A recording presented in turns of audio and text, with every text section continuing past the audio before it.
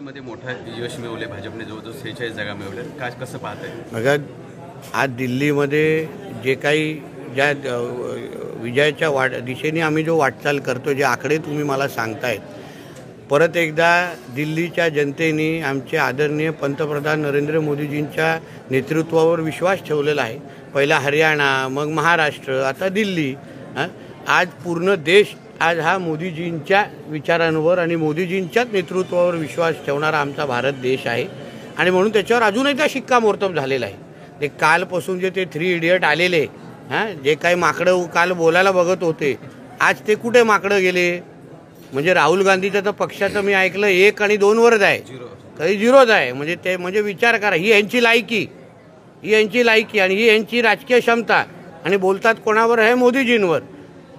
बोट कोणावर ठेवतात? EVMवर. लोकांची मनं जिंकायची नाही आणि नुसतं EVMवर ज्याच्यावर ते स्वतः निवडून आले याच्याबद्दल बोंबलत बसायचं. म्हणून आज दिल्लीच्या जनतेचं, भारतीय जनता पक्षाचा कार्यकर्ता म्हणून मी त्यांचे आभार मानेन. मला वाटतं 25 का 27 वर्षानंतर परत एकदा भारतीय जनता पक्षाच्या विचाराचा मुख्यमंत्री आणि सरकार तिथे बसणार आहे. हे सगळं श्रेय आमचे पंतप्रधान आदरणीय मोदीजींचं आणि आमच्या सगळ्या वरिष्ठ नेतृत्वाचं आणि आमच्या दिल्लीच्या कार्यकर्त्यांचं आहे. म्हणतात की सगळे वोट जे आहेत ते बीजेपीला मिळाले. हे कोणतं गणित आहे, कोणती जादू आहे? संजय राऊत म्हणतात अघोरी जादू आहे. एकनाथ शिंदे यांच्याकडे सुद्धा बरीच अघोरी विद्या आहे, त्यामुळे अघोरी विद्येमुळे अशा पद्धतीचे यश मिळालं असं आहे. सर्वात मोठा बेंगाली बुवा हा मातोश्रीवर बसतो.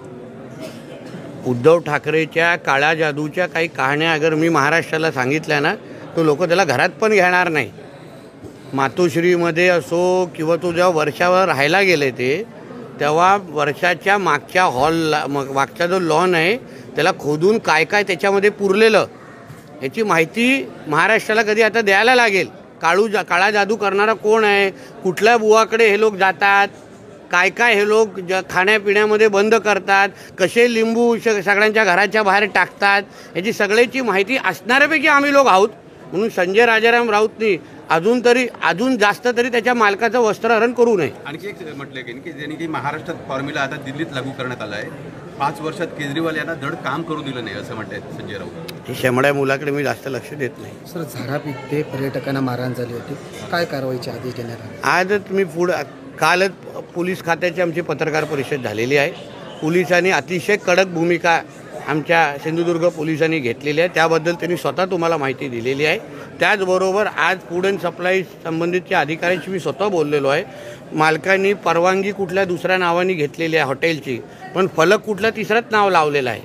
तर अशा काही हेराफेरी करणारे लोकांचे हॉटेल आपल्या जिल्ह्यामध्ये असू नये अशी भूमिकेचे आम्ही सगळेजण आहोत. आणि आमचा जिल्हा हा पर्यटक जिल्हा आहे. अशा पद्धतीने पर्यटकाला अगर मारहाण होत असेल तर उद्या आमच्या जिल्ह्याच्या प्रतिमेवर फटका बसू शकतो. हे आम्ही व्हायला देणार नाही. म्हणून प्रशासन म्हणून, सरकार म्हणून, पोलीस खातं म्हणून आम्ही सगळ्या जणांना विश्वास देतो की या एका घटनेमुळे सिंधुदुर्गच्या प्रतिमा खराब होता कामा नये. कडकची कडक शिक्षा त्या हॉटेल मालकाच्या संबंधित लोकांना दिली जाईल, जेणेकरून परत असं कुठलीही घटना बाहेरून येणाऱ्या पर्यटकांवर कोण करणार नाही.